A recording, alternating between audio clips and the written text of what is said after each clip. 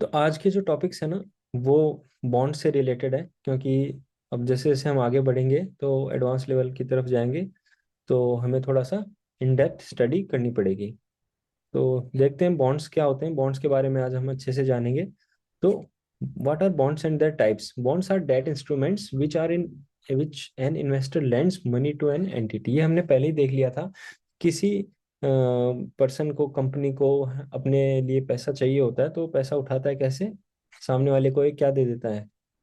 एक बॉन्ड दे देता है और उससे पैसा ले लेता है कि इतने टाइम के बाद मैं इतना पैसा लौटाऊंगा। और ठीक है, और ये बदले में उसको पैसा दे देता है। तो ये तो हमने पता है, हमें पता है कि बॉन्ड्स क्या होते हैं।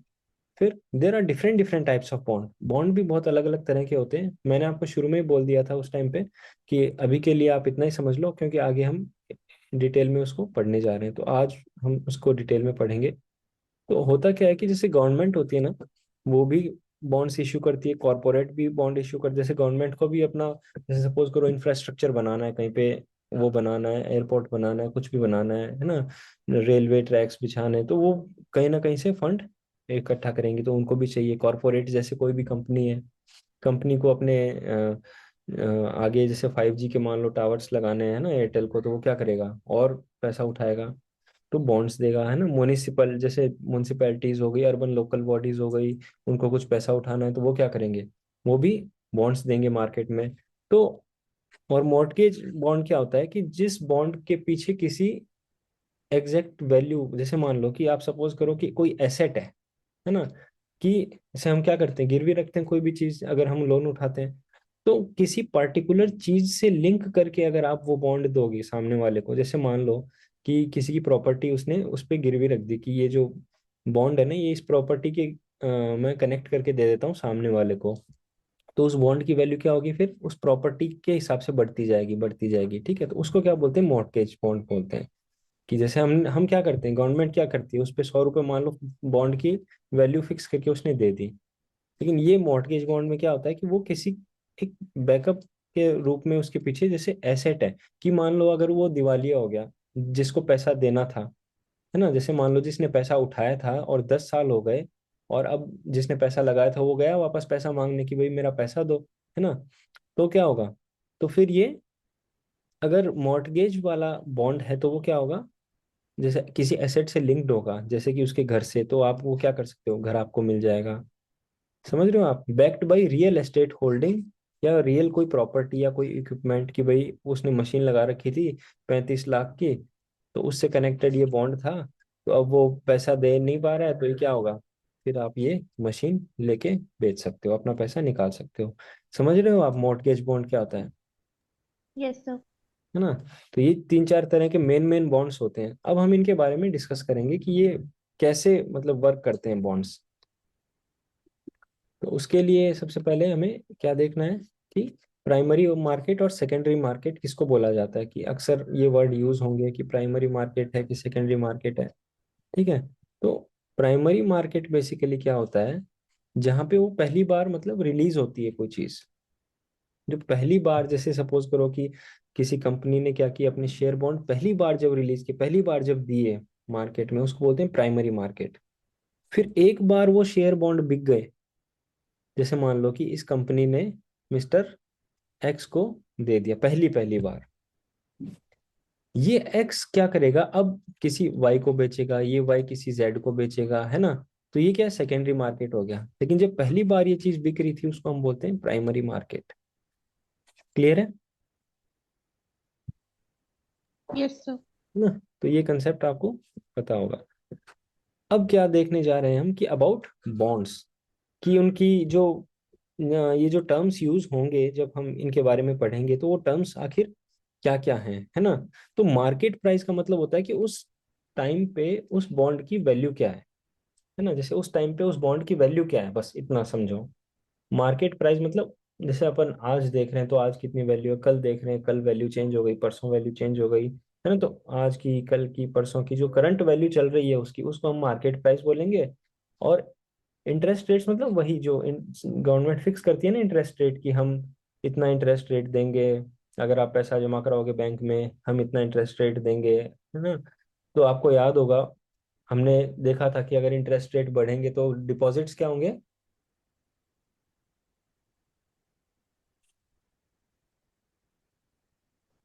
कम हो जाएंगे। नहीं, कम कैसे हो जाएंगे? किसने बोला? कविता? सर मैंने सर बोला। अगर डिपॉजिट्स बढ़ेंगे। बढ़ेंगे क्योंकि अच्छा इंटरेस्ट मिल रहा है तो लोग पैसा डिपॉजिट कराएंगे, है ना? जैसे मान लो ये बैंक है, तो ये बैंक क्या कह रहा है कि मैं 6% डिपॉजिट, मतलब 6% में आपको क्या दूंगा, इंटरेस्ट दूंगा।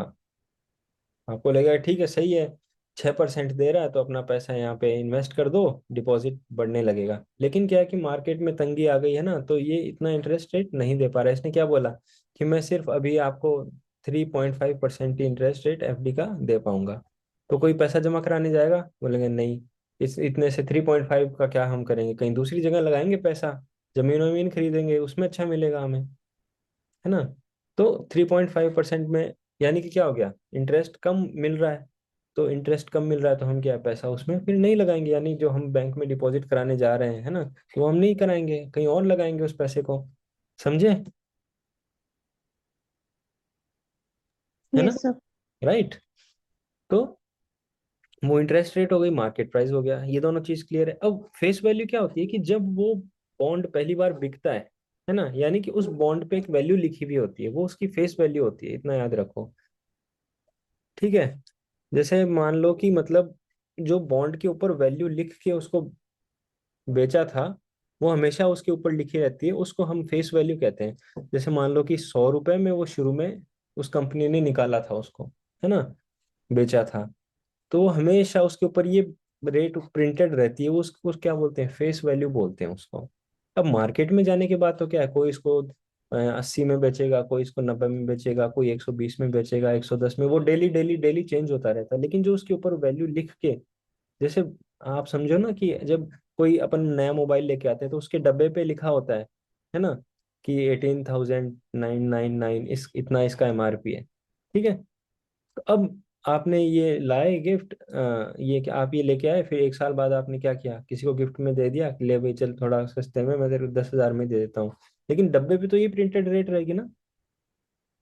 ऐसे इसको समझो कि जो फेस वैल्यू है वो वाली वैल्यू है जो उस पे प्रिंटेड है ना, जो उसकी वैल्यू है, एक्चुअल वैल्यू जो उसके ऊपर लिखी हुई है, उसको फेस वैल्यू बोलेंगे, वो चेंज नहीं होती है।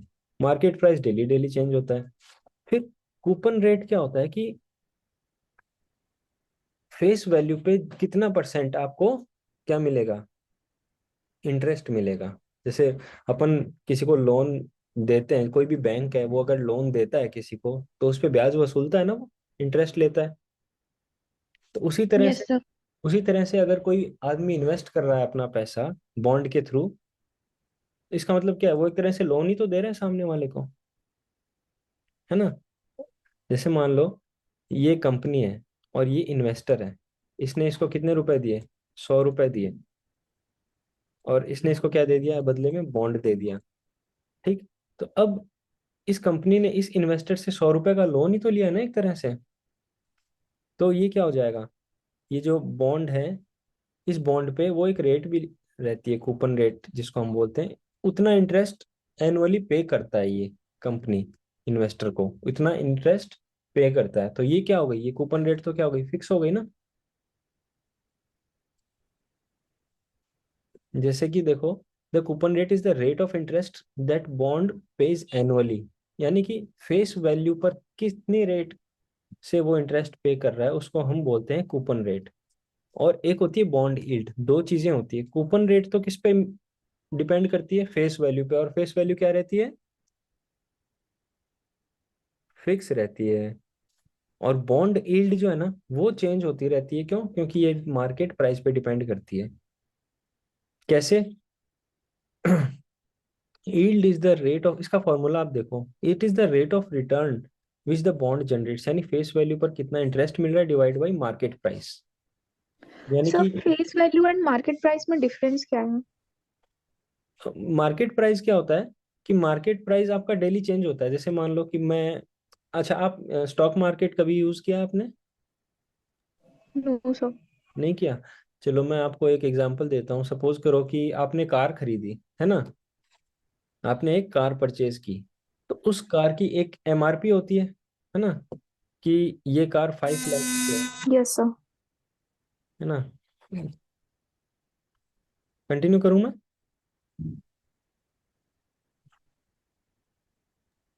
सर वॉइस नहीं आ रहा है। अब आ रही है वॉइस? Yes sir. हाँ, तो एमआरपी क्या है? 5 लाख है, तो ये उसकी एमआरपी, ये तो हमेशा फिक्स ही रहेगी, ये स्टिकर उस पर चिपका ही रहेगा कि 5 लाख की ये कार है ना। मतलब जो अपने कागज जो अपन ने शुरू में बनवाए थे, यस सर। हमेशा 5 लाख तो फेस वैल्यू तो फिक्स ही रहेगी कि ये 5 लाख की गाड़ी है। लेकिन अगर आप इसको बेच देते हो किसी पर्सन को, सपोज एक्स को आपने बेच दिया, मतलब 4 लाख में बेच दिया, फिर एक्स ने क्या किया, 2-3 साल बाद में वाई को बेच दिया, वाई ने जेड को बेच दिया। मान लो इसने 2 लाख में बेची थी, तो इसने, है ना, इसको 2 लाख में मिली, इसने क्या किया, 1 लाख में बेच दी। तो ये क्या हो रहा है, इसका प्राइस चेंज हो रहा है ना।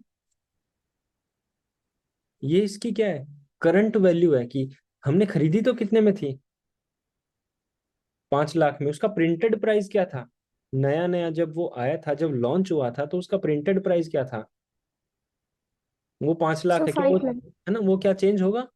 वो तो हमेशा छप गया, एक बार छप ही गया है ना। ठीक है, यस सर। तो वो प्रिंटेड प्राइस हो गया, वो हो गई फेस वैल्यू।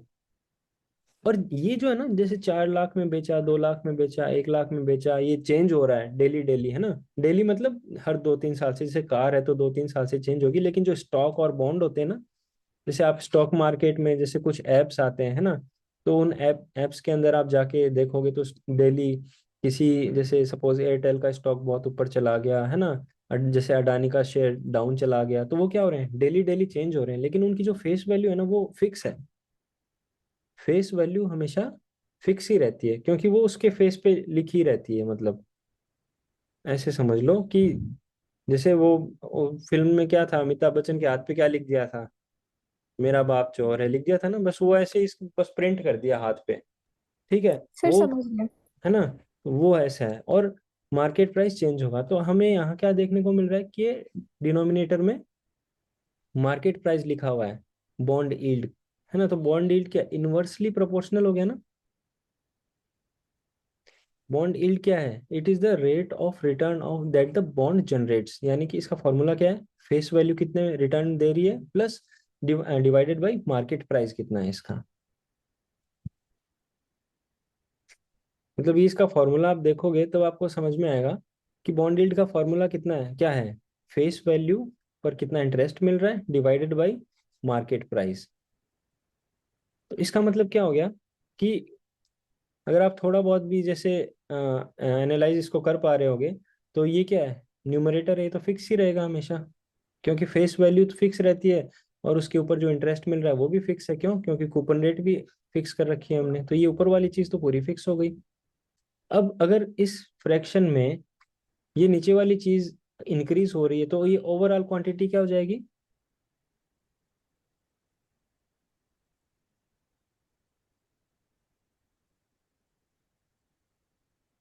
अच्छा ये बताओ, 1/2 बड़ा होता है, 1/4 बड़ा होता है? सर 1/2। कैसे? सर बिकॉज अगर हम 1 को 2 से डिवाइड करेंगे तो वो वैल्यू जो जब हम 4 को 1 से करेंगे उससे बड़ी आएगी। है ना, तो वही चीज मैं यहाँ बता रहा हूँ कि ऊपर वाली तो फिक्स है, इसमें भी 1 है, इसमें भी 1 है, ये दोनों चीजें फिक्स है। तो फेस वैल्यू पर इंटरेस्ट जो आ रहा है वो तो फिक्स है, लेकिन मार्केट प्राइस जो नीचे लिखा है वो क्या है, मार्केट प्राइस है। तो मार्केट प्राइस अगर 2 है, तो ये ओवरऑल क्वांटिटी क्या हो जाएगी, सर पॉइंट, बड़ी होगी। है ना, बड़ी है। अगर मार्केट प्राइस इसका बढ़ गया, यानी मान लो 2 से 4 हो गया, तो ये ओवरऑल क्वांटिटी कितनी हो जाएगी, 0.25, यानी ये क्वांटिटी क्या हो गई, घट गई। ये क्वांटिटी क्या है, बॉन्ड यील्ड। यानी कि जब मार्केट प्राइस बढ़ेगा तो बॉन्ड यील्ड क्या हो जाएगा, घट जाएगा। नहीं समझे ना? सर समझ गया। चलो सही है। तो bond price fluctuates inversely with interest rates. अभी मतलब ये इसी साल का 2022 का क्वेश्चन है, प्रीलिम्स में आया था। ठीक है, कि बॉन्ड प्राइस से रिलेटेड आया था कि bond price fluctuates inversely with interest rates, as interest rate falls the bond price rises. अब ये क्या है, बॉन्ड प्राइस और इंटरेस्ट। अब अच्छा एक बात बताओ मुझे कि ये एक तो है बॉन्ड और ये एक है बैंक में जो इंटरेस्ट मिल रहा है। अगर इंटरेस्ट आपको मिल रहा है बैंक में, सपोज करो 2.5% मिल रहा है, और ये बॉन्ड है, बॉन्ड में आपको मिल रहा है 4.25%, तो आप कहाँ पैसा जमा कराओगे? मतलब किसको पैसा दोगे अपना?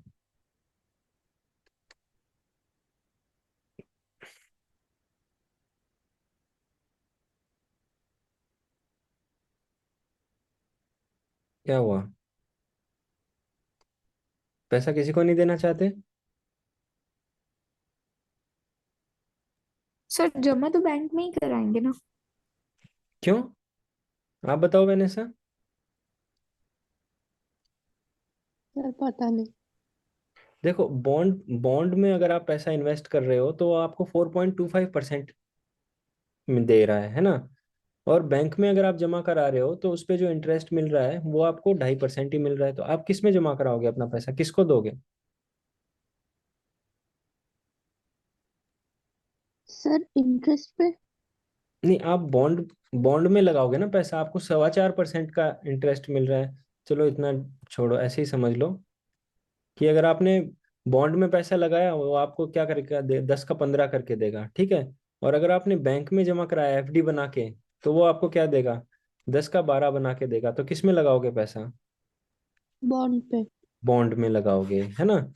तो यही यहाँ पे लिखा हुआ है, ये लाइन का मतलब भी यही है कि जो बॉन्ड प्राइस है ना वो इन्वर्सली वेरी करता है इंटरेस्ट रेट से।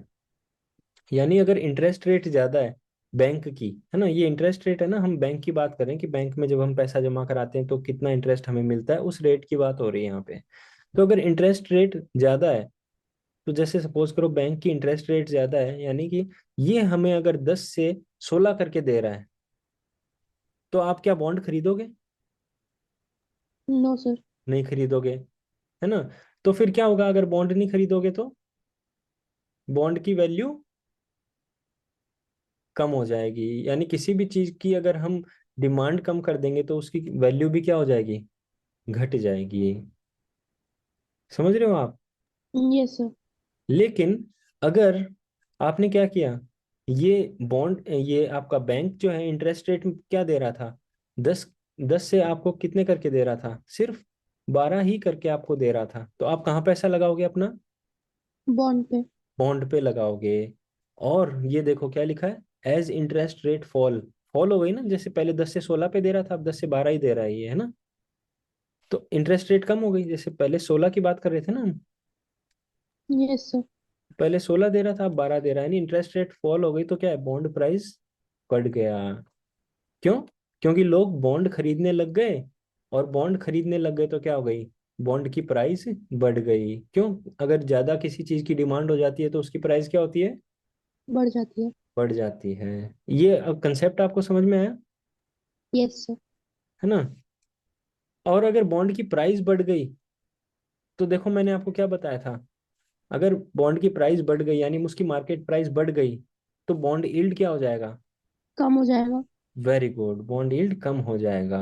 अब ये बहुत ही इंपॉर्टेंट कंसेप्ट है, मतलब ये आपको बार बार आप इसको देखते रहना, पढ़ते रहना, ये बहुत इंपॉर्टेंट है। ये आपको जैसे ऐसा कहीं भी आपको दिखेगा ना, तो आप तुरंत इसको लिंक कर पाओगे अब, कि बॉन्ड यील्ड बढ़ रही है, घट रही है, क्या हो रहा है, कैसे हो रहा है ना। नेगेटिव बॉन्ड यील्ड क्या होती है, मैं बताऊंगा ये, when an investor receives less money at the bonds maturity than the original. ये अगला जो एग्जांपल है ना, इसके थ्रू मैं आपको बता रहा हूँ। ये देखो, ये एक आदमी था, मिस्टर ए, ठीक है। इसने क्या किया, एक बॉन्ड खरीदा किसी कंपनी एक्स का, जिसकी फेस वैल्यू 100 रुपए लिखी हुई थी, इंटरेस्ट रेट 4% था। तो बॉन्ड यील्ड कितना हो जाएगा बताओ, 4/100 हो जाएगा ना। बॉन्ड यील्ड का फॉर्मूला क्या था, कि interest divided by face value. तो 4/100 यानी क्या हो गया, 4%। तो बॉन्ड यील्ड भी कितनी हो गई, 4% हो गई। यहाँ तक कोई डाउट? No sir. फिर इस कंपनी ने क्या किया, थोड़े दिन बाद में अपनी इंटरेस्ट रेट, ये जो इंटरेस्ट रेट दे रही थी ना कंपनी उस बॉन्ड पे, हर एनुअली, मतलब हर साल जो जितना इंटरेस्ट दे रही थी, उसको बढ़ा के 6% कर दिया, कि मैं अपने इन्वेस्टर्स को 6% क्या दूंगी, इंटरेस्ट रेट दूंगी। अब ये मतलब ये सोचेगा भाई मेरे को क्या मतलब, क्या मेरे को क्यों नहीं मिल रही है ना, मेरे को तो 4 ही मिल रही है, मैं क्या करूं अब इस बॉन्ड का। तो ये क्या करेगा, ये इसको बेचेगा कि भाई मैं क्या करूं, अब तो नए नए जो इन्वेस्टर आ रहे हैं उनको तो क्या है 6% मिल रही है, और मुझे सिर्फ अभी 4 ही मिल रही है क्योंकि पुराना इन्वेस्टर है ना ये। तो ये क्या करेगा, इस 100 रुपए के बॉन्ड को बेच देगा कितने में, 80 में। भाई 80 में बेचेगा तभी तो कोई खरीदेगा ना, वरना तो भाई 100 रुपए में तो कंपनी खुद ही बेच रही है, तो यस सर। लोग कंपनी से ही लेंगे। लेकिन इसने क्या किया, सस्ते में अपना बेच दिया, 80 में ही बेच दिया कि मैं 80 रुपए में ही शेयर अपना ये जो बॉन्ड है ये बेच रहा हूँ। तो अब फेस वैल्यू कितनी है इसकी ये बताओ। 100। 100 क्यों? वो क्योंकि तो, ओरिजिनल प्राइस 100 था। हाँ वो तो चेंज ही नहीं होता। हम्म। एक सेकंड में, कविता कविता शायद क्लास में नहीं है,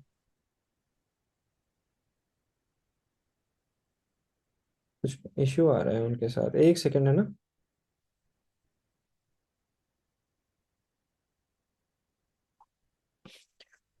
वो तो चेंज नहीं होगा।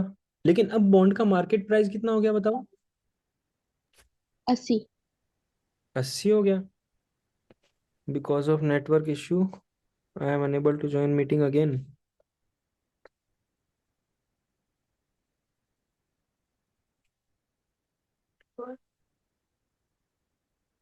कविता शायद ज्वाइन नहीं कर पा रही हैं अभी, है ना। तो उन्होंने मैसेज डाला है ग्रुप में। तो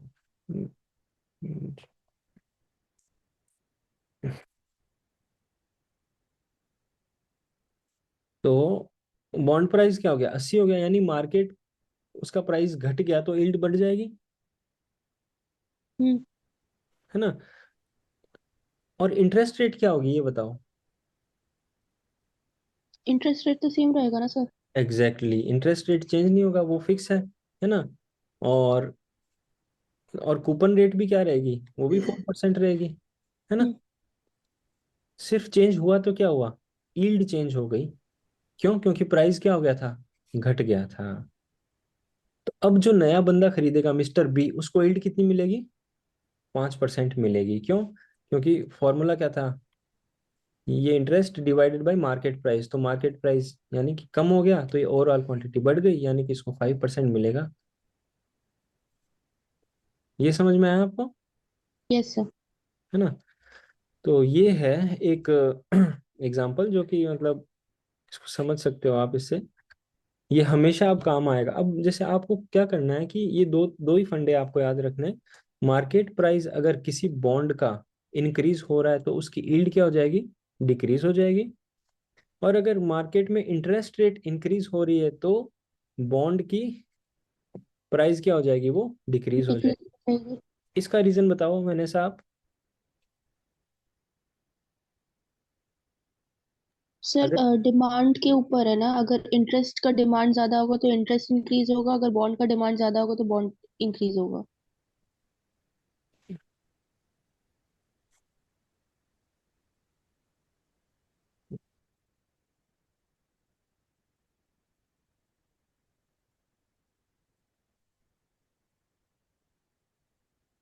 कविता,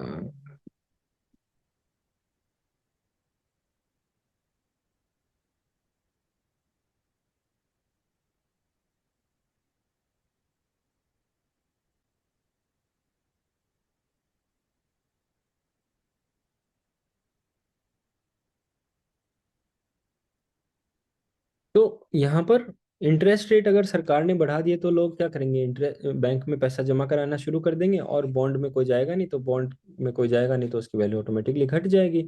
और अगर बॉन्ड की वैल्यू घट गई तो यील्ड क्या हो जाएगी, बॉन्ड की इंक्रीज हो इंक्रीज हो जाएगी। जाएगी। अब यहाँ तक अगर आपको समझ में आ गया है तो आप मुझे ये समझाओ, इसको डायग्राम को आप देखो और मुझे ये समझाओ कि आखिर ये हो क्या रहा है यहाँ पे।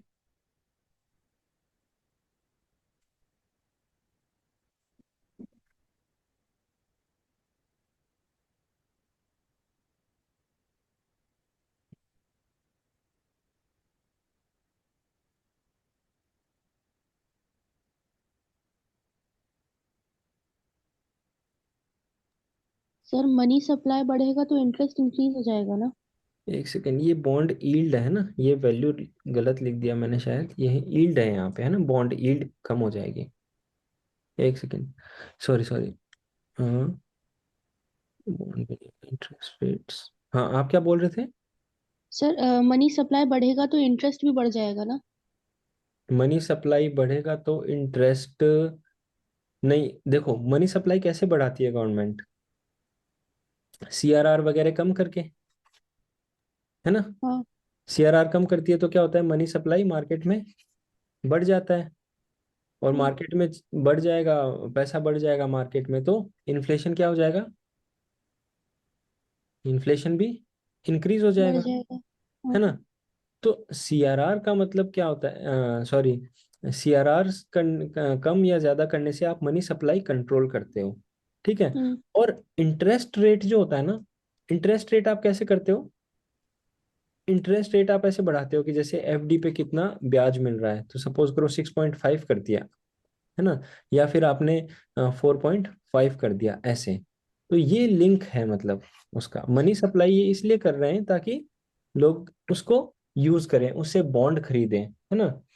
मार्केट में पैसा, क्योंकि लोग क्या कर रहे थे, लोग इंटरेस्ट रेट कम था तो कुछ खरीद नहीं रहे थे, है ना। तो इन्होंने क्या डाला, थोड़ा मनी सप्लाई बढ़ाया कि चलो कुछ हम पैसा मार्केट में डालते हैं ताकि लोग बॉन्ड वगैरह खरीदना शुरू करें, क्योंकि लोग क्या कर रहे थे, सारा पैसा अपने पास रख रहे थे। ये होता क्या है, लिक्विडिटी ट्रैप, यानी लोग कैश को अपने पास रखने के एक ट्रैप में फंस जाते हैं, ऐसे इसको समझो, है ना, कि कैश को अपने पास रखने का एक ट्रैप है ये। लोग अपने पास कैश रखना फेवर करेंगे। दो तीन कंडीशंस में ऐसा होता है, या तो इकोनॉमिक कंडीशंस ऐसी होती है जो हम डिस्कस करेंगे, या फिर कभी ऐसी सिचुएशन आ जाती है जैसे कोविड आया था, या वॉर के टाइम पे कि लड़ाई वड़ाई होने वाली, जैसे यूक्रेन रशिया में चली रही थी लड़ाई, है ना, सीरिया वाली साइड में कुछ ना कुछ चलता रहता है ना, ठीक है। तो ऐसा इसीलिए कभी कभी लोग करते हैं कि, तो उसमें होता क्या है कि जब इंटरेस्ट रेट्स आर लो, जब मार्केट में जैसे इंटरेस्ट रेट लो है, यानी कि सपोज करो कि 2.5% ही ब्याज दे रहे हैं, 1% ही ब्याज दे रहे हैं, है ना, तब क्या करते हैं लोग, उसमें डिपॉजिट कम करेंगे, क्योंकि हमने ये तो देखा ही था कि इंटरेस्ट रेट अगर कम होगी तो लोग डिपॉजिट नहीं करेंगे, नहीं कम करेंगे, करेंगे। कम करेंगे। तो ये क्या है, अपने पास सारा पैसा रख लेते हैं। और दूसरी तरफ क्या होता है, ये लोग सोचते हैं कि अरे इनके पास तो, मतलब ये पैसा खर्च नहीं कर रहे, थोड़ा इनको क्या करो, पैसा दो ताकि ये कुछ खर्चा वर्चा करें, बॉन्ड यील्ड वगैरह, मतलब, है ना, बढ़ेगी, और ये आप इनको थोड़ा ये बॉन्ड वगैरह खरीदेंगे, है ना, इनको थोड़ा पैसा दो। और क्योंकि ऐसे सिचुएशन में क्या है, आपका डिफ्लेशन और इन सब से भी जूझ रही होती है इकोनॉमी, तो थोड़ा बहुत इन्फ्लेशन भी लाना, लेवल में लाना पड़ता है, क्योंकि हमने देखा था कि एकदम से सस्ती सारी चीजें हो जाएंगी तो जो प्रोड्यूस कर रहा है उसको भी नुकसान होगा, ठीक है। तो मार्केट में पैसा कम है तो ये क्या करेंगे, थोड़ा पैसा मार्केट में डालेंगे ताकि लोग क्या करें, इन्वेस्ट करें। इन्वेस्ट करते हैं तभी क्या होता है, अगर मान लो कि मशीनरी है, मशीनरी खरीदनी है किसी पर्सन को, तो वो क्या करेगा, बैंक से लोन लेगा, लेकिन अगर बैंक में कोई डिपॉजिट ही नहीं कर रहा है तो बैंक लोन कैसे देगा, हम्म। ठीक है। तो ये लोग इन्वेस्ट कर रहे हैं, सॉरी, ये लोग मार्केट में लिक्विडिटी बढ़ाने की कोशिश कर रहे हैं ताकि लोग क्या करें, अपना पैसा इन्वेस्ट करें, है ना। जैसे मान लो कोई इन्वेस्टर है, वो इन्वेस्ट ही नहीं कर रहा है, तो जो प्रोड्यूसर है, जैसे कोई फैक्ट्री वाला है, तो वो मशीन कैसे लगाएगा फिर। तो इसीलिए ये लोग थोड़ा मार्केट में मनी सप्लाई बढ़ाने की कोशिश कर रहे हैं, क्यों, क्योंकि सब लोग अपने पास ही पैसा रख रहे हैं, कोई मार्केट में दे ही नहीं रहा है पैसा। लेकिन फिर क्या हुआ, जैसे इनके पास पैसा आया तो ये क्या सोचेंगे, ये पैसा भी रख लेते हैं, बॉन्ड भी नहीं खरीदूंगी, क्यों, क्योंकि जब अगर इंटरेस्ट रेट बढ़ेंगे, अभी इंटरेस्ट रेट क्या है, 1 है ना, या 1.5 है, या फिर कितना है, 2.5 है, बहुत कम है, मतलब समझ रहे हो आप। Yes sir. लेकिन इनको इतना तो पता है कि ये इंटरेस्ट रेट आज नहीं तो कल तो बढ़ेंगे ही बढ़ेंगे, हमेशा तो 1 2 ऐसे तो रहेंगे नहीं, हम्म। क्योंकि 6.5 के अप्रोक्स, 5.5 के अप्रोक्स ऐसे जाएंगे ही जाएंगे। हम्म।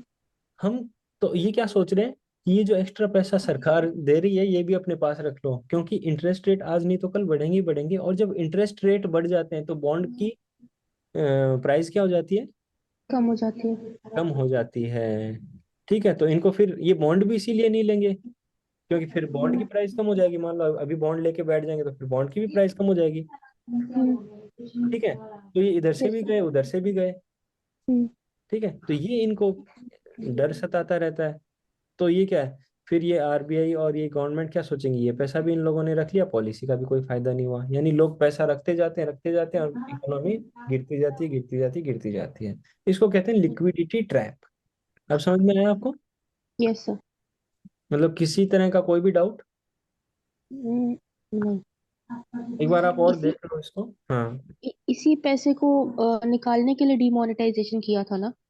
नहीं, डिमोनेटाइजेशन इस पैसे को निकालने के लिए नहीं किया था। डिमोनेटाइजेशन जो किया था वो, जो मेन टारगेट था वो ब्लैक मनी को निकालने के लिए था। जो कैश में लोग पैसा रखते हैं ना, हाँ। हम्म। ब्लैक मनी जो जिसको हम कहते हैं कि जो गलत तरीके से कमाया गया, ये तो मतलब हम्म। सही तरीके से ही है कमाया गया, जैसे इन्होंने अपना पैसा खर्च नहीं किया बेसिकली, है ना। हम्म। उसको लिक्विडिटी ट्रैप बोलते हैं, कि इन्होंने क्या किया, अपना पैसा खर्च नहीं किया, कमाया हुआ तो इनका सही तरीके से ही था, हम्म। लेकिन इन्होंने खर्च नहीं किया, उसको इन्वेस्टमेंट नहीं किया। उनको डर था कि कहीं कुछ, जैसे कोई वॉर होने वाला हो, या कोई, जैसे कोविड में ऐसा हुआ था कि लोग खर्चा नहीं कर रहे थे, क्योंकि उनको पता था कि अगर ये लॉकडाउन इसी तरह 1-2 साल चलता रहा तो क्या होगा, फिर कमाई का कोई साधन नहीं रहेगा, तो ये पैसा अपने पास रख लो। फिर गवर्नमेंट ने क्या किया था, एकदम से स्लैश कर दिए थे, आपको याद होगा, एकदम एक्सपेंशनरी पॉलिसीज, हर जगह गवर्नमेंट पैसा लगा रही थी कि इस फील्ड में भी, इस फील्ड में भी, है ना। तो लेकिन फिर भी लोगों ने वो पैसा भी रख लिया, उसको हम्म। भी खर्च नहीं किया। तो वो लिक्विडिटी ट्रैप में हम फंसते चले गए, और डिमोनेटाइजेशन ब्लैक मनी निकलवाने के लिए किया था। ठीक है, अब एक चीज जो बच गई थी वो ये थी, what is a government security. तो गवर्नमेंट सिक्योरिटी भी क्या है, एक तरह का बॉन्ड ही है, लेकिन इसमें दो होते हैं, एक शॉर्ट टर्म होता है, एक लॉन्ग टर्म होता है। जो शॉर्ट टर्म होता है उसको हम क्या बोलते हैं, ट्रेजरी बिल, यानी जिसकी मैच्योरिटी 1 साल से कम हो। जैसे आपने आज खरीदा तो वो 1 साल से अंदर अंदर आपका मैच्योर होकर आपको रिटर्न दे देगा। और एक होती है लॉन्ग टर्म, ये बहुत इंपॉर्टेंट है ना, क्योंकि इसके बाद हम कुछ कंसेप्ट जो पढ़ेंगे ना वो इससे लिंक है। कि जैसे अगर कोई ऑपरेशन कर रही है आरबीआई, तो उस ऑपरेशन के, जैसे, है ना, मैं आपको बताऊंगा जैसे लॉन्ग टर्म रेपो ऑपरेशंस क्या थे, है ना, तो उसमें आरबीआई की क्या थिंकिंग थी उसके पीछे। तो उसी तरह की चीजों को समझने के लिए ये बेसिक समझना बहुत जरूरी है कि ट्रेजरी बिल्स क्या है, जिनकी मैच्योरिटी 1 साल से कम है, यानी ये छोटे छोटे जो प्रोजेक्ट्स हैं उनके लिए आप समझ सकते हो। और गवर्नमेंट बॉन्ड्स या डेटेड सिक्योरिटी, डेटेड सिक्योरिटी मतलब किसी एक लॉन्ग डेट तक हमने इसको क्या कर दिया, बॉन्ड को दिया है, इसका मतलब मोर देन 1 ईयर। ऐसे आप इसको समझो, एक तो शॉर्ट टर्म होते हैं, एक लॉन्ग टर्म होते हैं। तो शॉर्ट टर्म ट्रेजरी बिल्स, लेकिन इंडिया में क्या होता है ना, इंडिया में जो सेंट्रल गवर्नमेंट है वो दोनों को इशू कर सकती है, यानी ट्रेजरी बिल भी इशू कर सकती है, और ये जो लॉन्ग टर्म वाले होते हैं ना, जिनको हम क्या बोलते हैं, डेटेड सिक्योरिटीज बोलते हैं, दोनों इशू कर सकती है। लेकिन जो स्टेट गवर्नमेंट है, जैसे आप यूपी गवर्नमेंट की बात कर लो, राजस्थान गवर्नमेंट की बात कर लो, ये क्या सिर्फ डेटेड सिक्योरिटी ही इशू कर सकती है, यानी कि जो लॉन्ग टर्म के लिए दिए जाते हैं उनको क्या बोलते हैं, स्टेट डेवलपमेंट लोन्स लोन। बोलते हैं। तो ये वर्ड भी कहीं आएगा तो आपको समझ जाना है, यही वर्ड यूज करते हैं लोग ज्यादातर, है ना, न्यूज़पेपर में हो गया या कहीं भी हो गया, ऑफिशियल टर्म यही होता है। अब ऑब्वियसली गवर्नमेंट सिक्योरिटी क्या है, they carry practical no risk of default, क्योंकि गवर्नमेंट की सिक्योरिटी है, कोई कंपनी की तो है नहीं कि भाई कोई कंपनी बंद हो गई, घोटाला हो गया, घपला हो गया, बंद करके भाग गई। ये तो गवर्नमेंट सिक्योरिटीज है, तो ये पार्टिकुलरली क्या होती है, बहुत ही लो रिस्क होती है। और लो रिस्क अगर कोई भी चीज होती है तो उसमें रिटर्न भी क्या मिलता है, कम ऑब्वियस मिलता है। कम ही मिलेगा। ठीक है, हम्म। तो ये आपको समझना है। तो मैं ये पीडीएफ आपको भेज रहा हूँ, इसको आप फटाफट देखो, है ना। और उसके बाद हम एक टॉपिक कर लेते हैं करंट अफेयर का भी, है ना, टाइम हमारे पास काफी है अभी। तो या फिर पहले टॉपिक करें, आप इसको बाद में देख लेना, हाँ सर, पहले टॉपिक कर लेते है ना, टॉपिक कर लेते हैं। चलो, तो आज के हमारे करंट अफेयर्स के टॉपिक ये हैं। अब इसमें ना आपको इंटरेस्ट आएगा, क्यों, क्योंकि आपने वो चीज़ पढ़ी भी है पहले से, और आपने उसको पढ़ा है, तो आप वो टर्म्स यूज, मतलब वो टर्म्स आप समझ भी पाओगे। ठीक है, मैं ये स्क्रीन शेयर कर रहा हूँ, एंड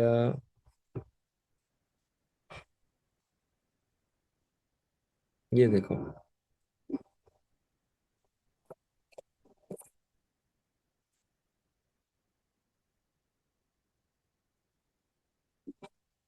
ये देखो, अब बताओ, अब आपको समझ में आ रहा होगा, हमने कुछ पढ़ा था। ये पैराग्राफ पढ़ो फटाफट।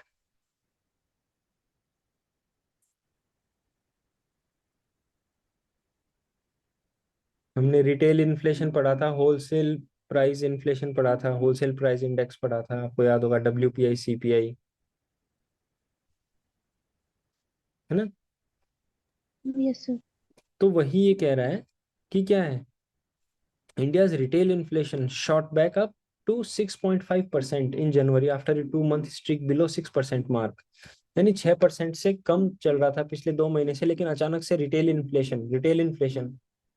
इन्फ्लेशन याद है ना आपको। हमने एक होलसेल प्राइस इंडेक्स पढ़ा था और एक कंज्यूमर प्राइस इंडेक्स पढ़ा था, है ना, दो पढ़े थे। तो ये रिटेल का यस। मतलब क्या है ना, ये वाला। तो with consumer food prices hardening again to 5.94 from 4.2%। मैंने आपको बताया भी था कि इट कंटेन्स फूड प्राइजेस, है ना। डब्ल्यूपीआई में फूड नहीं था, याद है ना। Yes sir. ना, तो वो महंगे हो गए, है ना। और rural inflation which has outstripped urban inflation in recent months formed up का मतलब बढ़ा, 6.85 इन दिसंबर टू 6.85, यानी 6.05 से कितना हो गया, 6.85 हो गया। अब ये फैक्ट और फिगर है ना, आपको रटने नहीं है, ठीक है। इसमें जो सिर्फ कहने की जो बात होती है वो ये है कि कई बार क्वेश्चन ऐसा पूछ लेते हैं यूपीएससी में कि लास्ट 1 ईयर के अंदर it has shown constantly decreasing trend या कॉन्स्टेंटली इंक्रीजिंग ट्रेंड, या फिर ऐसे इस तरह के ट्रेंड बेस्ड क्वेश्चन पूछते हैं। आपने देखे हैं ना पुराने पेपर्स, उसमें आपको आइडिया लगा होगा, यस सर। है ना। तो उसमें क्या बोलते हैं कि it has been constantly increasing and it has been constantly decreasing. तो हमने यहाँ पे एक चीज नोटिस करनी है कि देखो दिसंबर में ये क्या था, रिटेल इन्फ्लेशन कम था, है ना, 6% से, लेकिन अब वो क्या हो गया, six point five six point percent हो फाइव गया, टू है ना, 6.52। यानी ये नवंबर, ये दिसंबर और ये आपका जनवरी। तो यहाँ पे जैसे ये 6% की लाइन है, तो पहले सपोज करो इतना चल रहा था और अब कितना है, 6% से ऊपर चला गया है। ठीक है, इसका मतलब क्या है, ये कॉन्स्टेंटली डिक्रीज भी नहीं हो रहा है, ये इंक्रीज हुआ है। अब कल को मान लो ये फिर डिक्रीज होगा ये ऑब्वियसली, क्योंकि इसको नीचे लाना ही पड़ेगा आरबीआई को, तो ये नीचे लेके आएंगे इसको, ठीक है। तब आप कभी भी एमसीक्यू करोगे ना, फटाफट याद आ जाएगा आपको कि हाँ जनवरी में 6.5 चला गया था। अब कोई भी क्वेश्चन है कि it has been success monetary, ये आपका RBI has been successful in keeping the rate in past 1 year below 6% mark, या ऐसे कुछ भी आ जाए तो फटाफट याद कर लेना कि जनवरी में 6.5 पहुंच गया था, ऐसे। Yes sir. तो moving on to the next, ये एक इम्पॉर्टेंट है। आप आपने नोटबुक ले रखी है ना, यस सर। ठीक है। इसमें जो मैं बताऊंगा वही लिखना है, पूरा नहीं लिखना आपको। ये जो बिल है, ये बिल बेसिकली क्या है कि एक geo heritage sites and geo relics maintenance bill 2022 aims to be a law for the protection preservation and maintenance of geo heritage sites. Geo heritage sites के प्रोटेक्शन के लिए ये एक बिल लाया गया है, ठीक है। लेकिन इसमें क्या हो रहा है कि एक इशू आ रहा है, वो इशू क्या है वो हम देखेंगे। उससे पहले हम थोड़ा सा देख लेते हैं कि sites containing Jio relics and phenomena stratigraphy types sectional geological structure and geomorphic land forms of national and international interest. यानी ये उन्होंने बताया कि उसकी डेफिनेशन क्या, बेसिकली बहुत ही इंपॉर्टेंट जो है ना, जहाँ पे फॉसिल वॉसिल मिले होते हैं, या फिर कोई ऐसी साइट जहाँ पे कोई जो जियोलॉजिकली बहुत इंपॉर्टेंट है ना, या कोई लैंड फॉर्म जो कि हमारे ज्योग्राफी के लिए बहुत इंपॉर्टेंट है, उनको हम जियो हेरिटेज साइट्स बोलते हैं, है ना। तो geological survey of India, GSI जिसको हम बोलते हैं ना, इसका हेडक्वार्टर कहाँ है, वेस्ट बंगाल में। यहाँ भी ऑफिस है, जैसे जयपुर में भी इनका ऑफिस है, ठीक है। तो geological survey of India has declared 32 geo heritage sites of national और oblique national geological monuments for protection and maintenance. तो अभी करंटली कितनी साइट्स इन्होंने डिक्लेयर करी है, जीएसआई ने 32 साइट्स 32। डिक्लेयर करी है। The bill prohibits construction, repair और renovation of any building in the area. यानी वो जो एरिया है ना वो जियो हेरिटेज है, तो अब आप उसमें कोई नया कंस्ट्रक्शन नहीं कर सकते, कोई आप उसको रिपेयर वर्क नहीं कर सकते, जो भी करेगा वो जीएसआई करेगा, ठीक है। As a signatory to the UNESCO convention on protection of world cultural and natural heritage, India is required to have a law on the same including geo heritage. यानी कि यूनेस्को से हमने क्या साइन कर रखा है, convention on protection of the world cultural and natural heritage. हमने UNESCO में ये साइन किया हुआ है, ये वाला कन्वेंशन, जिसमें हमने क्या बोला है कि हाँ हमारे यहाँ पे जितने भी हिस्टोरिक मॉन्यूमेंट्स हैं या कल्चरल इंपॉर्टेंस के या फिर जियो हेरिटेज के मॉन्यूमेंट्स हैं, हम उनको क्या करेंगे, प्रिजर्व करेंगे। तो लॉ तो होना चाहिए ना उसके लिए, कोई कमेटी होनी चाहिए, तो वही बनाने के लिए ये लॉ बनाया है कि इस लॉ के अंदर क्या है, जीएसआई को पावर दिया है ना, जियोलॉजिकल सर्वे ऑफ इंडिया को सारे पावर दे दिए हैं कि आप रिकॉग्नाइज करोगे उस एरिया को कि कौन कौन सा जियोलॉजिकल इंपॉर्टेंट साइट है, जैसे इन्होंने अभी 32 रिकॉग्नाइज कर भी रखी है। आप उनका मेंटेनेंस करोगे, आप ही सब कुछ रिसर्च विसर्च करवाओगे, सब कुछ आप ही करोगे, ठीक है।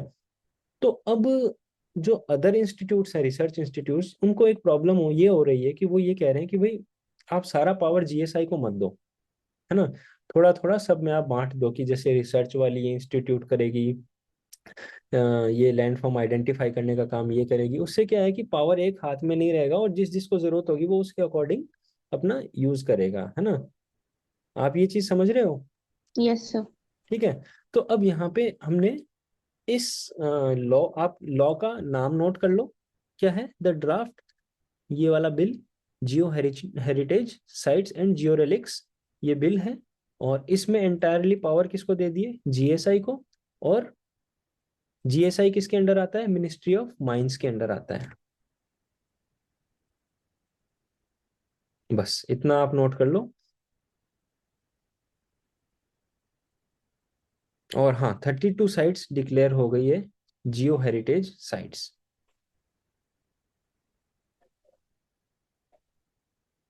और एक चीज और आप नोट करना कि 100 मीटर्स, किसी उस जो साइट है ना उसके 100 मीटर तक कंस्ट्रक्शन अलाउड नहीं होगा। कई बार इसको 100 की जगह 300 कर देते हैं वो लोग, एमसीक्यू बनाने के लिए 500 कर देंगे। तो ये 3-4 पॉइंट बस आप नोट कर लो।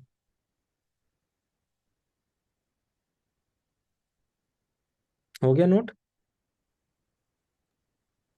यस। ठीक है।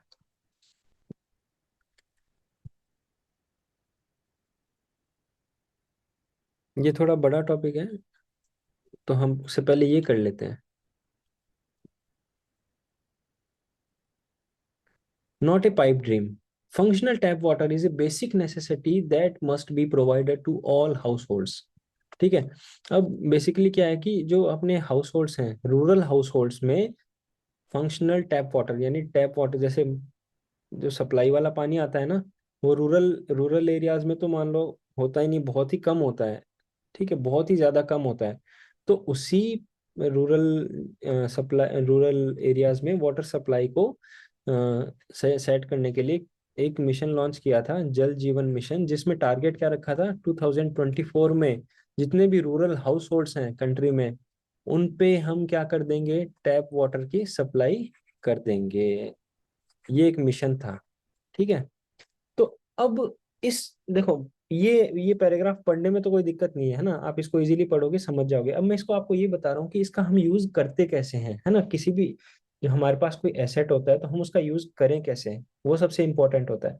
इसका आपको पता है यूज कहाँ करना है, जब आप कोई भी आंसर लिख रहे हो उसमें आपको कंसर्न्स पूछे जाएं कि what are the concerns which are being faced, right, कि क्या क्या प्रॉब्लम आ रही है हमारे रूरल एरियाज में पानी पहुंचाने के लिए, या फिर हमारे रूरल एरियाज के डेवलपमेंट में, इंफ्रास्ट्रक्चर डेवलपमेंट में क्या क्या प्रॉब्लम आ रही है। इसी तरह के क्वेश्चन तो आते हैं मेंस में। तो वहां पे लोग ये लिखेंगे कि हाँ इंफ्रास्ट्रक्चर की कमी है ना, और ये कमी है वो कमी है, ऐसे रैंडमली लिख के आ जाएंगे। लेकिन आप जब आंसर लिखोगे तब आपको ऐसे लिखना है, देखो। अब कैसे लिखना है वो मैं आपको कब बताऊंगा, आप एक बार इस पैराग्राफ को पढ़ लो, फिर मैं आपको बताऊंगा, क्योंकि उसमें वो इन्फॉर्मेशन यूज होगी। इसको आप पढ़ो।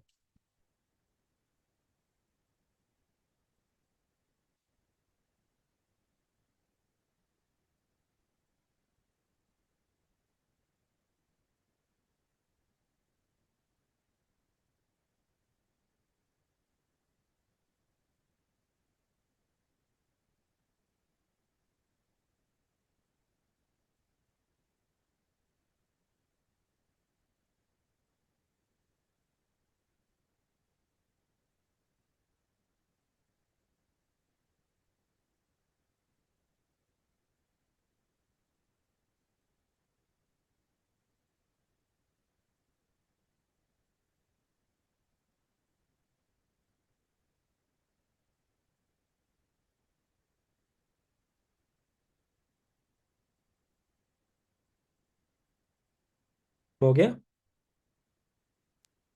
सर बस थोड़ा सा बचा है। हम्म।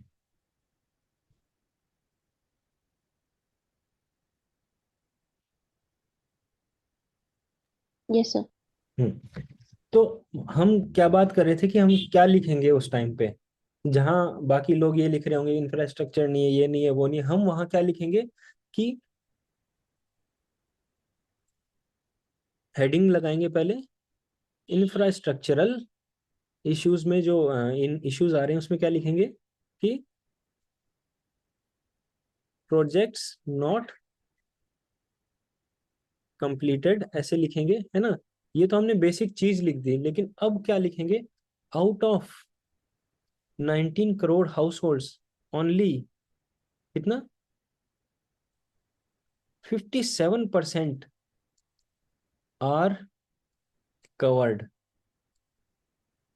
देखो अब कितना आपका स्टेटमेंट ऐसे लिखा हुआ दिखेगा ना, मतलब अंडर जल जीवन मिशन, है ना, ऐसे लिखोगे, तब ऑटोमेटिकली सामने वाले को समझ में आ जाएगा कि ये पढ़ के आई है ना। ऐसे फर्क पड़ जाता है, क्योंकि जो न्यूज़पेपर पढ़ता है रेगुलरली, ये फैक्ट और ये डेटा उन्हीं को पता रहेगी, उन बाकी सबको नहीं पता रहेगी। आप वो बाकी सब क्या लिखते हैं, मतलब मैं जब भी जिसकी भी स्टूडेंट्स की कॉपी मोस्टली चेक करता हूँ तो यही लिखे है कि ठीक है, infrastructure problem, missions are not completed, ये वो, है ना। लेकिन जो डेटा मेंटेन लिखता है ना आंसर में, तो वो अलग से पता चल जाता है, उसको मैक्सिमम मार्क्स भी देते हैं हम लोग। तो आप ये लिखोगे आउट ऑफ, हाँ अब देखो 19 करोड़ हाउस होल्ड, आपने वो पहले वाला लेक्चर देखा था तो आपको पता होगा उसमें कि आपने वो मैंने लेक्चर बताया था वो देखा आपने, 2018 से लेके 2022 तक जो पेपर डिस्कशन कर रहा हूँ मैं यूट्यूब पे। सर पूरा नहीं देखा। उसमें थर्ड क्वेश्चन था शायद, रूरल असेसमेंट एंड SAS सर्वे का एक क्वेश्चन था। तो उसमें मैंने ये डेटा भी डाली है, 19 करोड़ हाउस होल्ड्स। अब आप वहां भी देखोगे और यहाँ भी देखोगे तो आपको याद हो जाएगा कि हाँ अप्रोक्सीमेटली 19 करोड़ हाउस होल्ड्स हैं, ठीक है। उसमें से 57% हाउस होल्ड्स में ही क्या पहुंचा है अभी, ये पहुंचा है, यानी कितने बच गए अभी भी 40, दैट द रिमेनिंग 40, 43। 43 होने चाहिए ना। Yes sir. 47 क्यों लिखा है, कोई बात नहीं, आप मतलब मैं इसको कंफर्म करके बता दूंगा क्या क्या चक्कर है ये, है ना। कोट रिमेनिंग 43 होना चाहिए वैसे हिसाब से तो कुछ देख लूंगा मैं, ठीक है। तो अब 60-40 यूज कर सकते हैं अपन, ठीक है, सेफ साइड में रहने के लिए। तो फिर भी मैं आपको कंफर्म करके बता दूंगा। तो अभी भी क्या है, 47%, 43% of the households are in need of rural, ऐसे आप लिख सकते हो, out of 19 crore households, 45% household still do not have piped connection water under जल जीवन मिशन, ये लाइन आप लिखो। फिर अब देखो और बताता हूँ, प्रीलिम्स का क्वेश्चन कहाँ से बनेगा वो भी बताता हूँ। ये देखो चार नाम दिख रहे हैं आपको, ये चार नाम नहीं है, चार ऑप्शन है, ठीक है, कि Goa, Gujarat, Haryana, Telangana, only four have reported 100% coverage. तो ये क्या करेंगे, ये ऐसा क्वेश्चन फ्रेम करेंगे, which of the following states have covered 100% of the rural house hold supply, है ना, कि कौन से स्टेट्स में 100% रूरल वाटर सप्लाई हो गया है। तो ये देंगे आपको गोवा, गुजरात, हरियाणा, और यहाँ तेलंगाना की जगह लिख देंगे आंध्र प्रदेश। अब जिसने नहीं पढ़ा होगा उसको तो कोई भी आइडिया नहीं होगा कि ये क्वेश्चन कहाँ से आया है, लेकिन तब आपको ये आइडिया होगा कि हाँ गोवा, गुजरात, हरियाणा, तेलंगाना, चार स्टेट्स में 100% हो गया है। और ये जो पंजाब और हिमाचल प्रदेश है ये भी लगभग 97% तक पहुंच गए, 100% होने वाला है। तो ये ऐसे MCQ बनते हैं। अब आपको दिमाग में, जब आपने इतनी क्लासेस कर ली, तब आपको ये पता चलने लग गया है कि MCQ कैसे बन सकते हैं, यस सर। है ना। मतलब बेसिकली मेरा मोटिव आपको ये नहीं है कि मैं आके आपको रोज करंट अफेयर बताऊं, आपको मैं ये बताऊं कि देखो ऐसे है, ये डिटेल आई, ये डिटेल आई। मैं आपको मतलब वो एक कहावत होती है ना कि मतलब फिश पकड़ के दो किसी को, उससे बेटर है कि उसको फिश पकड़ना सिखा दो, ठीक है। तो मैं आपको ये बताता हूँ हर लेक्चर में कि आप मतलब कि MCQ कैसे बनेगा, अगर मैं कोई डेटा आपको दे रहा हूँ तो वहां से MCQ बनेगा कैसे, वो आप अपना दिमाग लगाओ कि हाँ ऐसे बन सकता है, इसको मैं मेंस में ऐसे यूज करूंगा, है ना। तो हो सकता है अभी शुरू के कुछ टाइम में हमें ये लगे कि भाई ये डेटा कहाँ काम आएगी, कहाँ नहीं काम आएगी। तो लेकिन बाद में जब आपके लेक्चर्स ज़्यादा हो जाएंगे, काफ़ी सारे हो जाएंगे, आपके पास डेटा काफ़ी सारा हो जाएगा, नॉलेज हो जाएगा, एक्सपीरियंस हो जाएगा, तब आप इसको अच्छे से इम्प्लीमेंट कर पाओगे कि हाँ ये डेटा यहाँ यूज़ कर सकते हैं, ये यहाँ यूज़ कर सकते हैं। तो ये टारगेट है। और ये दो पैराग्राफ, ये जो दो बेसिकली बच रहे हैं ना, इनको हम क्या करेंगे, इनको हम कल डिस्कस करेंगे। देखो अब ये भी एक इम्पॉर्टेंट आर्टिकल है, आप चाहो तो इसको पढ़ के आ सकते हो पहले से। देखो इसमें क्या है, आर्टिकल का नाम दिखा आपको, जूम करूं?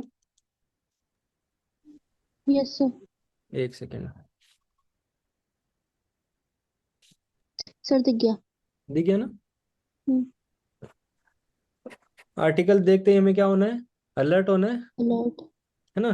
तो इसका मतलब हमें आर्टिकल 105 के बारे में पता होना चाहिए कि ये क्या है। ठीक है, फिर और बताता हूँ मैं आपको। ये देखो, अगला मैं ओपन कर रहा हूँ, एक सेकेंड, है ना? ये देखो, constitutional oath is not a mayor formality. ये देखो, ये क्या दिख रहा है आपको, आर्टिकल 217 दिख रहा है। Yes sir. यहाँ देखो, यहाँ क्या दिख रहा है आपको, 173। राइट? ये आपको कोई सुप्रीम कोर्ट का केस नजर आ रहा है यहाँ पे? Yes sir. ये देखो, यहाँ क्या नजर आ रहा है आपको, केस है। केस नजर आ रहा है, ये देखो, यस सर। है ना? तो मतलब आपका आंसर कितना सुधर जाएगा अगर आप ये सब उसमें वो बल्ब वाली नोटबुक में अपन लिख लेंगे तो, है ना? ये सब कहाँ आएंगे, ये सब चीजें उसमें हमें वहां नोट करनी है चीजें, तब हमारा आंसर डिफरेंट बनेगा, तब हम कैपेबल होंगे कि ऐसे ये छोटे छोटे काम बस हमें करने होते हैं। मेंस में कोई अलग से मतलब वो नहीं करना होता है कि जो मतलब पहाड़ पे चढ़ के पढ़ रहा है तो उसका मतलब मेंस निकलेगा, कुछ अलग से नहीं करना होता। यही छोटी छोटी चीजें आइडेंटिफाई करके उस मेंस वाली बुक में लिख लो, और जब एग्जाम आए एग्जाम में लिखो और आप इजीली उसको पास कर जाओगे। तो ये आज का डिस्कशन था। और आपको मतलब समझ में तो आ रहा है ना, सिर्फ ऊपर से तो नहीं जा रहा है? नहीं सर, आ रहा है। है ना? तो मैं ये दोनों पीडीएफ आपको भेज देता हूँ, और दोनों आप मतलब देख लो। और अगर आपको वो भी पढ़ना है, वो आर्टिकल भी पढ़ना है, तो वो आप आर्टिकल भी पढ़ लो दोनों। अगर नहीं समझ में आया तो कोई दिक्कत नहीं है, उसको हम फिर कल तो करेंगे ही। तो ये वाला तरीका सही लगा ना, इसमें थोड़ा जल्दी काफी सारे टॉपिक्स कवर हो जाते हैं। Yes sir.